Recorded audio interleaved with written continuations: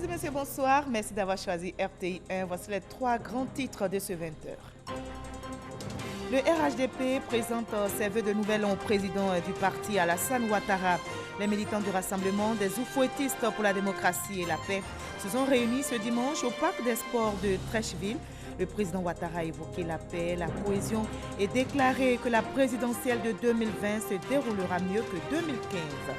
Samedi dernier, la population de Tabou s'est réveillée avec une mauvaise nouvelle. 19 personnes qui ont quitté cette ville pour se rendre à Abidjan ont trouvé la mort sur l'autoroute du Nord. Le gouvernement solidaire des familles endeuillées a dépêché le ministre Félix Anoblé pour exprimer la compassion et le soutien de l'État. Le virus mortel coronavirus continue de décimer la Chine. Le bilan s'est alourdi à 304 morts, plus de 12 000 personnes contaminées. La Chine est de plus en plus isolée. De nombreuses compagnies aériennes suspendent leur vol vers le pays. Les Philippines enregistrent un premier cas de décès dû au coronavirus. Soyez les bienvenus sur RTI 1. La violence ne fait pas partie de notre mode de fonctionnement. Déclaration du président du RHDP, Alassane Ouattara, devant les militants mobilisés ce dimanche au parc des sports de Treichville. Moment de communion entre le président et ses militants qui ont fait le déplacement pour lui présenter leurs vœux de nouvel an. Le président Ouattara les a invités à promouvoir les idéaux de paix, de rassemblement, de cohésion du RHDP. Il a aussi déclaré que la présidentielle de 2020 se passera très bien. Je vous propose d'écouter le président Ouattara. Nous sommes un parti organisé et qui est en place.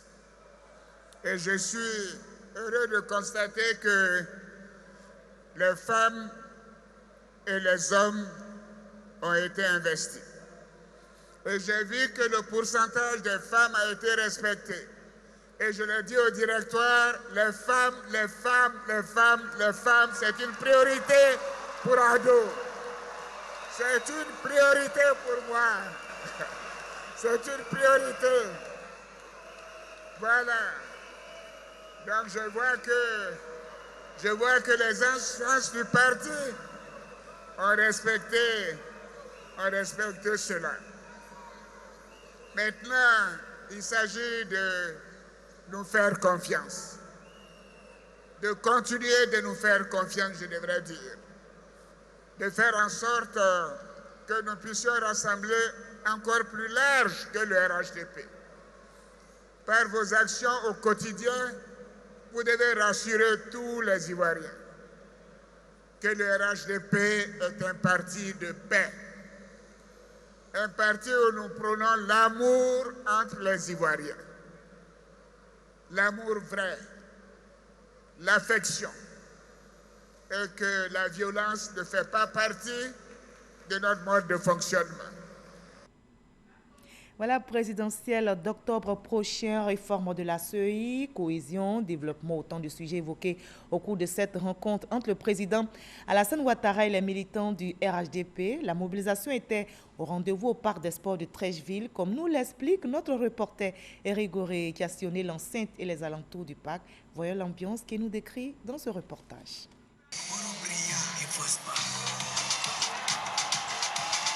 Extraordinaire, une Côte d'Ivoire unie.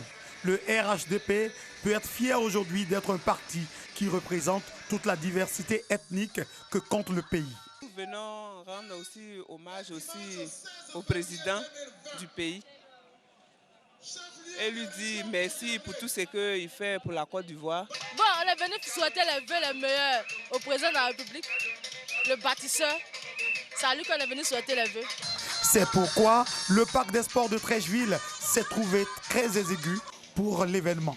Heureusement que des dispositions ont été prises pour le public resté dehors. En attendant l'arrivée du président du parti, il y a une bonne ambiance. À preuve, une rencontre de football se déroule non loin du parc. Avant de connaître le vainqueur, les vendeuses de produits alimentaires se frottent les mains. Celles qui ont plus de chance sont les vendeuses de pain, aliments très accessibles et prisés par les Ivoiriens. Venus de toutes les contrées du pays pour présenter leurs vœux au président du RHDP, certains militants ont donné la définition des vœux dans leur dialecte. En cette année 2020, nous souhaitons une bonne et heureuse année 2020 au président de la République, à toute la Côte d'Ivoire et à tous les gouvernants de ce pays. En Gouro, ça veut dire les couleurs de Kenkwe et qu'un le président la Sanwatara ta droit. Et qu'un mifatu au Tibet d'Ibé ou ma droit. Baria droit vous. En Agni, on dit président à Foueda autour. À Fiyapa. À Foueda autour. Et Nyangwa, mon Geboyo Kura, Oyopa. Ça veut dire que l'année soit bonne pour le président et que tout ce qu'il fait lui réussisse. C'est que le public qui n'a pas eu accès a eu la primeur de voir le président et de le toucher. En faisant cela, Alassane Ouattara a voulu montrer à ses militants que tous sont sur le même pied d'égalité. Arrivé à bord de son véhicule de commandement, le président du RHDP a dû descendre pour aller vers ses militants. Joie immense pour ce public resté dehors. Après cela, le président pénètre directement dans l'enceinte du parc des sports, où l'attendent des militants déterminés et impatients de le voir.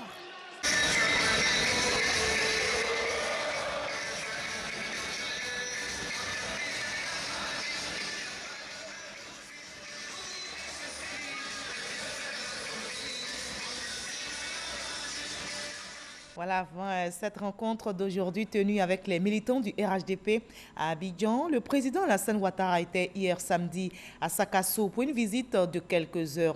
Il a eu un tête-à-tête avec la reine des Baoulés, Nana Akwa-Boni II. Plusieurs chefs traditionnels et des cadres du royaume de Walebo ont aussi effectué le déplacement. Le président Ouattara, dans la cour royale, vous allez le voir, a exprimé sa reconnaissance à la reine pour ses actions en faveur de la paix. Viviane Aïmé. Si cette visite du chef de l'État, le président Alassane Ouattara, à la reine Akwa-Boni II, reine des Baoulés de Côte d'Ivoire ce samedi 1er février, se voulait une visite privée, la présence du premier des Ivoiriens à la résidence de la souveraine des Baoulés a été perçue par le Walebo comme un geste de grande considération. C'est le deuxième président, après le président Houphouët-Boigny, qui rend une visite privée au souverain des Baoulés, a-t-on souligné. C'est dès son arrivée à Sakassou que le président de la République a été reçu à la résidence de la reine Akwa-Boni II. Le chef de l'État et la souveraine se sont longuement entretenus avant la cérémonie d'accueil devant se dérouler à la cour royale de Sakassou, selon les us et coutumes du royaume. À la cour royale, déjà depuis plusieurs heures, attendait la notabilité au grand complet, les 172 chefs de canton du Walebo et les 39 chefs des autres cantons du pays baoulé. Ajoutés à eux, les chefs de tribu, les chefs de village et les cadres originaires de Sakassou qui ont effectué le déplacement. Le président de la République est arrivé à la cour royale précédé 30 minutes plus tôt par la reine Akwa-Boni II. Après un tour d'honneur pour saluer la notabilité présente, le chef de l'État a regagné la place d'honneur qui lui a été réservée. La cérémonie a démarré par une libation pour invoquer les mânes des ancêtres, les mânes de la reine Pokou, fondatrice du royaume baoulé de Côte d'Ivoire, et ceux de ses successeurs disparus. A suivi l'échange protocolaire des nouvelles, le ministre Bandama Maurice et le secrétaire d'État Kofi Nguessan Lataille faisaient office de porte-parole du président de la République. Après les échanges liminaires avec les porte-paroles de la reine, le ministre Bandama Maurice a tenu à apporter certaines précisions au président de la République. Le notable qui a fait la libation l'a longuement expliqué dans les paroles qu'il a adressées aux mânes. C'est trouvé que certains ont voulu contester la légitimité de la reine en faisant valoir une falsification de l'histoire, disant que les femmes n'ont pas accès au trône. Quelle falsification quand on sait que le royaume baoulé a été créé par une femme, Abla Pokou. Et c'est ce que le porte-parole, celui qui a fait la libation, l'a dit. Et que son premier successeur, c'est sa fille Akwa-Boni, sa fille, sa nièce. Donc, le peuple baoulé, le royaume baoulé, a été créé par une femme. Et quand la fondatrice est pas décédée, son successeur, sa nièce Akwa-Boni, nous avons donc la troisième femme qui accède sur le trône du peuple baoulé. Nana Akwa-Boni II. Et le peuple baoulé, tout ici réuni, depuis ses origines, avec les 7 tribus d'origine, ici rassemblées, qui vont au sud de l'Amérique-Kassao jusqu'au nord de Baké, de l'ouest, la Maraoué, jusqu'à l'ouest, le Yifou, tous sont rassemblés ici et aucun n'a de couronne. Une seule a la couronne, c'est Nana Akwa-Boni II. La preuve qu'elle est la reine du peuple baoulé. Désigné par la reine, le chef de canton des Fahafoué, Nana Ngoran Kofi II, a adressé au président de la République Alassane Ouattara le message de remerciement et d'estime de la souveraine des Baoulés. Alaïsan, Monibale et Sierike. Excellence, Monsieur le Président de la République, cette heureuse circonstance que constitue votre visite fraternelle chez vous, au cœur du royaume baoulé, malgré les importantes charges qui sont les vôtres, nous donne d'espérer des lendemains paisibles, alors que nous nous remettons progressivement des derniers traumatismes subis. Aujourd'hui, nous voulons vous dire simplement merci. Et nous ne cesserons jamais de vous dire merci. Nous ne cesserons jamais de vous dire merci pour votre inestimable et combien précieuse contribution aux obsèques de Sa Majesté Nana Kwaku Anouglé III, 12e roi du peuple baoulé. Nous ne cesserons jamais de vous dire merci pour tous les grands investissements, autoroutes, Yamsokro-Boaké, routes, électricité, eau potable, écoles, centres de santé, etc., etc., que vous réalisez pour le bonheur des populations du royaume. Malgré les nombreuses obligations et contraintes qui sont les vôtres dans l'exercice de votre fonction à la tête du pays et au profit de tous les Ivoiriens, nous ne cesserons jamais de vous dire merci pour être resté l'aîné bienveillant qui protège toujours et en toutes circonstances ses jeunes frères du Grand Centre. Excellence, Monsieur le Président de la République, à notre demande, le 6 décembre 2019, à Yamoussoukro, vous nous avez autorisé à rencontrer votre aîné, le président Henri Konan Bédié, pour ramener la paix entre les enfants de Félix Houphouët-Boigny. À ce sujet, une délégation de chefs a été envoyée à Daoukro pour prendre rendez-vous. Nous en attendons la date pour effectuer la mission. Sa Majesté la Reine des Baoulés voudrait vous dire qu'avec l'avènement de cette nouvelle année, elle prie ardemment pour voir se réaliser un de ses plus grands souhaits, celui de voir Baba Laïssan et Baba Bédié se retrouver sous l'arbre à palabres, ici à Sakassou, pour se parler et raviver la flamme de la paix, de la fraternité et de l'amour dont le peuple ivoirien, le peuple de votre merveilleux père, le président Félix Houphouët-Boigny, a besoin pour envisager sereinement l'avenir. De nombreux présents ont été offerts par la reine au président de la République et son épouse. La reine Akwa-Boni II offre 7 bœufs à son Excellence, Monsieur le Président de la République. La reine Akwa-Boni II offre 7 moutons au Président de la République. La reine Akwa-Boni II offre des attributs royaux à son Excellence, le Président de la République, composés de plusieurs cannes royales,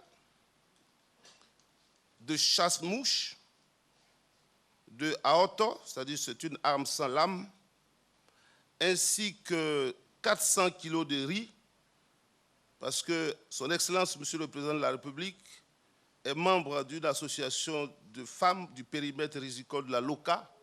Et donc, nos mamans vous ont offert, Excellence Monsieur le Président de la République, 400 kg de riz. Le président de la République, à son tour, a fait un don en espèces à la notabilité et aux différentes composantes de la population du Walebo. Le Walebo a tenu aussi à rendre hommage au chef de l'État à travers une danse sacrée chargée de symboles exécutée en son honneur.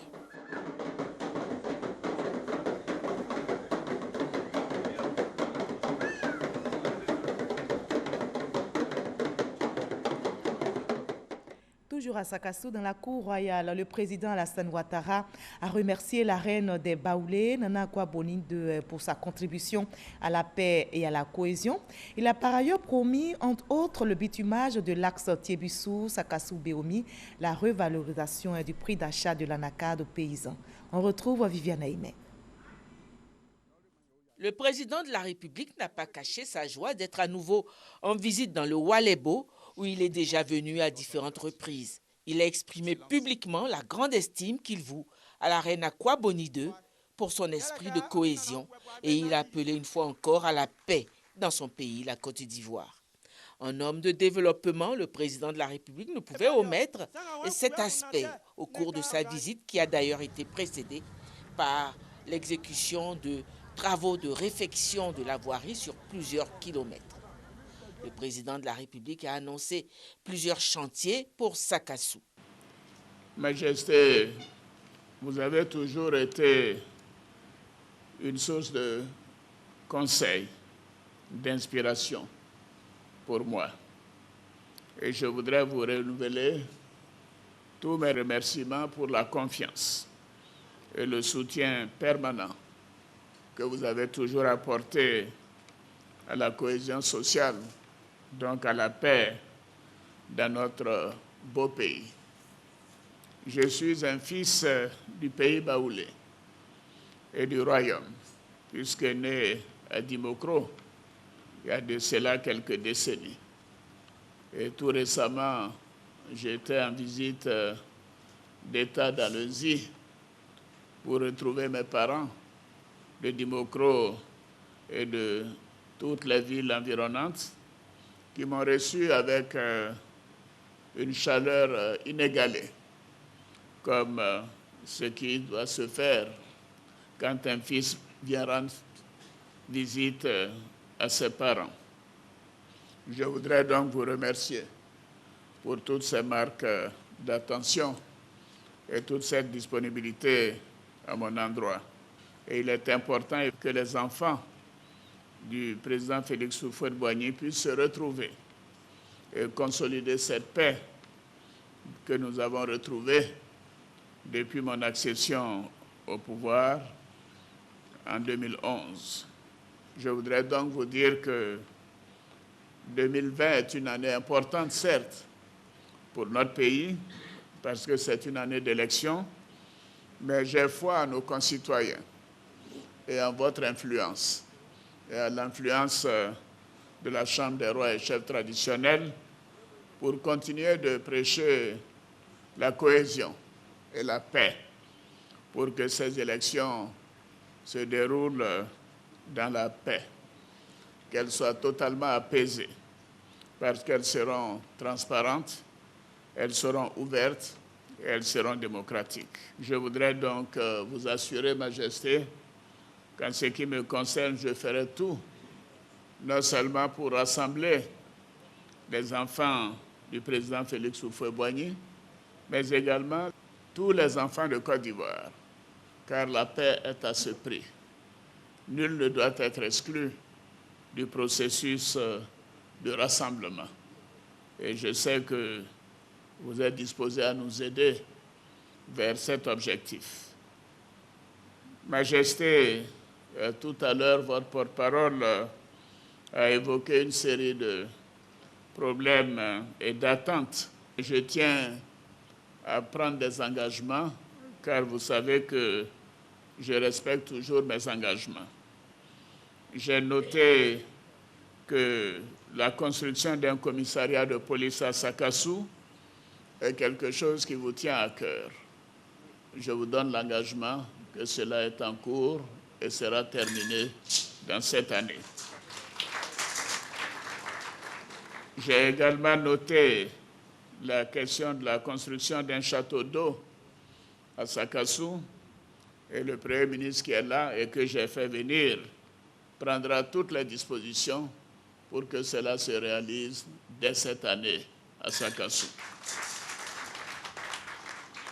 Vous avez évoqué également, pas vous-même, mais le porte-parole, les quelques difficultés que nous vivons tous dans les différentes régions de notre pays, notamment les problèmes fonciers qui dégénèrent souvent en conflits intercommunautaires.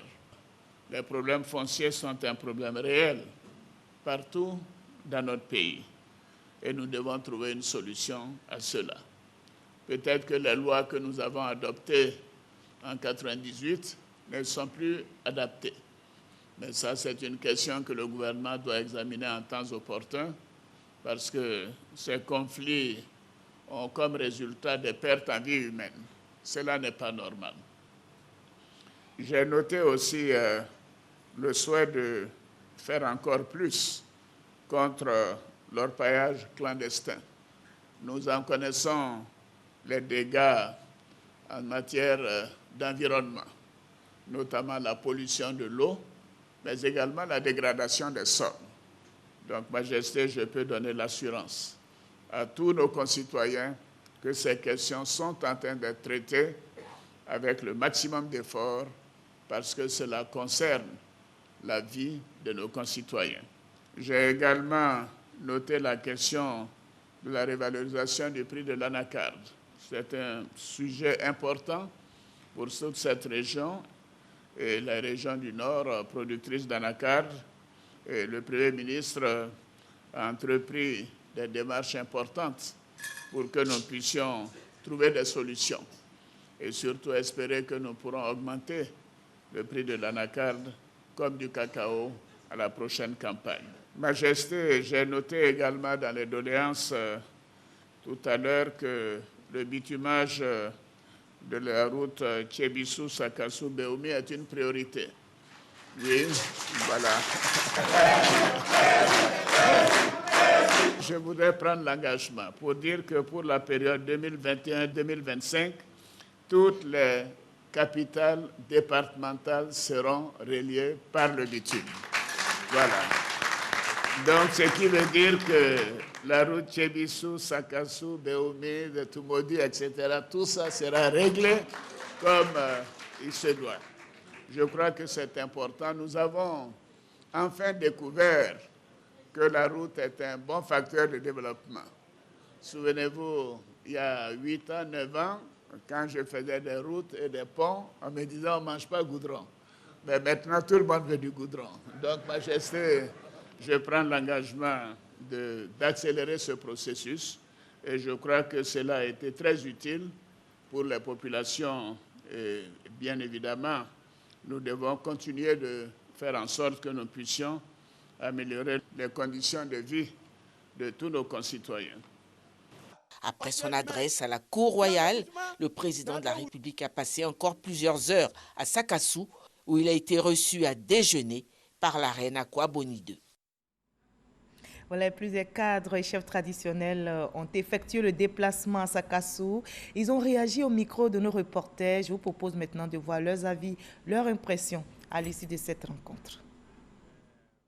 Nous retenons de cette visite privée que le président de la République a de la famille en pays baoulé, au point qu'une visite privée s'apparente à une visite quasi officielle. Donc de cela, nous nous réjouissons. Nous sommes heureux également que le président de la République, après avoir écouté différentes doléances qui n'ont pas été exprimées en public ici, ait malgré cela choisi de donner des éléments de réponse. Et vous avez vu qu'à l'applaudimètre, il était imbattable par rapport à la route Tchébissou, Sakassou, Beoumi. C'est un sentiment de joie qui nous anime aujourd'hui. Mais ce que j'aimerais qu'on retienne, c'est que le président de la République est resté égal à lui-même. Il n'a jamais changé d'un iota. Il nous a toujours dit, il a toujours démontré qu'il aime le Baoulé, qu'il aime les Baoulés. Il est lui-même natif de Mbokoro. Donc, tout ce qu'il a fait jusqu'à présent, on pourrait au développement de toute la Côte d'Ivoire et au bien-être également des Baoulés. De façon spontanée, tous les fils de Beké sortent, même pour une visite privée. Alassane Ouattara, président de la République, a démontré et est en train de démontrer aux yeux du monde qu'un président, un chef, aussi chef soit-il, n'oublie pas les origines et n'oublie pas la tradition et vient ici glorifier notre reine-mère. C'est un honneur pour tous les cadres baoulés, pour toute la population baoulée, de recevoir la visite du chef de l'État à l'occasion des vœux qu'il a bien voulu faire à la reine, qui est la reine de tous les baoulés. Nous saluons ces initiatives de paix et c'est ce que le président Félix Ouaye nous a toujours enseigné. La paix et la paix. La peau de la paix comme l'appelait le monde, Félix Ouaye. Donc nous saluons le discours de paix du président de la République de Côte d'Ivoire. Et aussi à travers cette visite, il a annoncé le château d'eau de Sakassou. C'est quelque chose à saluer. Et puis il a annoncé aussi d'autres projets futurs. Dans le message du président, c'est un message de paix, c'est un message de cohésion. Le président a souhaité vraiment que tous les enfants de Félix Houphouët-Boigny puissent donc se retrouver. Donc nous repartons d'ici vraiment heureux. Et voilà, c'est tout pour le chapitre consacré à la visite du président Alassane Ouattara dans le royaume baoulé. Vous vous souvenez certainement, samedi dernier, la population de Tabou s'est réveillée avec une mauvaise nouvelle. 19 personnes qui ont quitté cette ville pour se rendre à Abidjan ont trouvé la mort sur l'autoroute du Nord. Le gouvernement solidaire des familles endeuillées a dépêché le ministre Félix Anoblé, cadre de la région, pour exprimer la compassion et le soutien de l'État. Action sociale, mais aussi lutte contre le réchauffement climatique. La Côte d'Ivoire vient de porter sa voix à la COP25 tenue en décembre dernier en Espagne. Quelles sont les retombées de la participation ivoirienne à cette réunion dédiée au climat? Ces questions ont été posées au ministre de l'Environnement et du Développement durable, Joseph Seka Seka, au magazine du dimanche présenté par Kolo Koulibaly. Et la rumeur concernant une prétendue destruction de 25 hectares de la forêt du Banco a été également évoquée. Voyons un extrait de leur entretien. Quand on nous parle de 25 hectares de la forêt du Banco qui vont être vendus ou utilisés pour construire le métro urbain, je regarde droit les populations et je leur dis qu'il n'en est rien du tout. Parce que le parc national du Banco, c'est un patrimoine forestier de l'État. Les dernières évaluations en mai 2018 ont montré, parce que ces dernières évaluations ont été faites avec des instruments sophistiqués tels que les GPS différentiels, ont montré que la superficie du parc national du Banco est de 3438,34 hectares. Et cette superficie est intacte. Voilà, je vous propose le reste de l'actualité à l'étranger. Dans le 7 sur 7, une actualité internationale dominée par le coronavirus qui continue malheureusement de décimer la Chine. Le bilan s'est alourdi à 304 morts. Le résumé de l'actualité dans le monde de cette semaine est signé Ami Meïté, Sidonie Davila.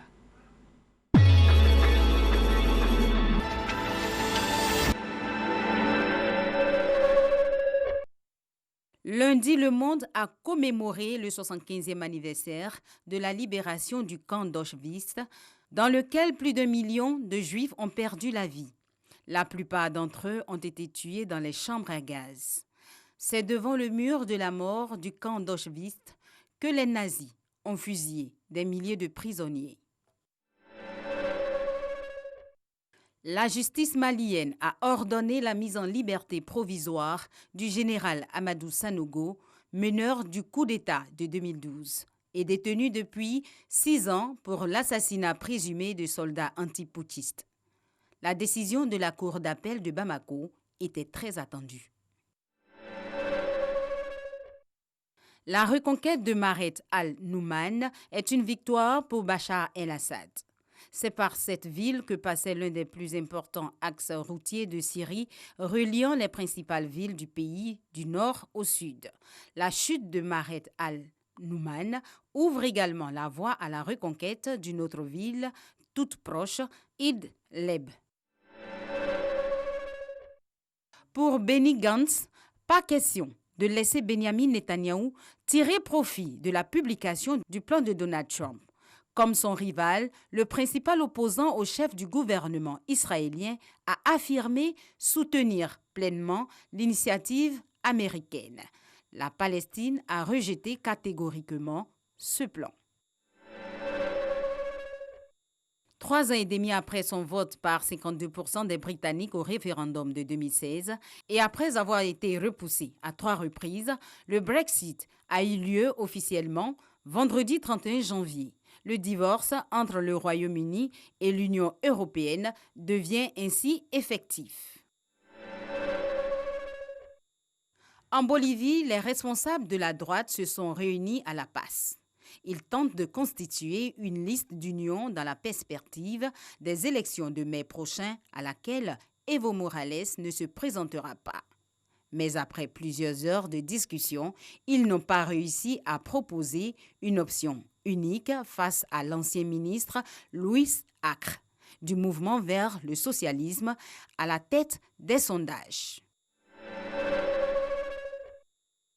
Le bilan du coronavirus ne cesse de s'alourdir. 304 décès pour plus de 12 500 personnes contaminées. La Chine est de plus en plus isolée avec des compagnies aériennes qui suspendent leurs vols à destination de ces mégapoles. Les Philippines ont confirmé ce matin le premier cas de décès hors de la Chine. Voilà, ainsi va le monde. Merci de nous avoir suivis. L'actualité revient sur RTI 1 à 23h avec Marine Cognan. Demain 20h, retrouvez Fatou Fofana.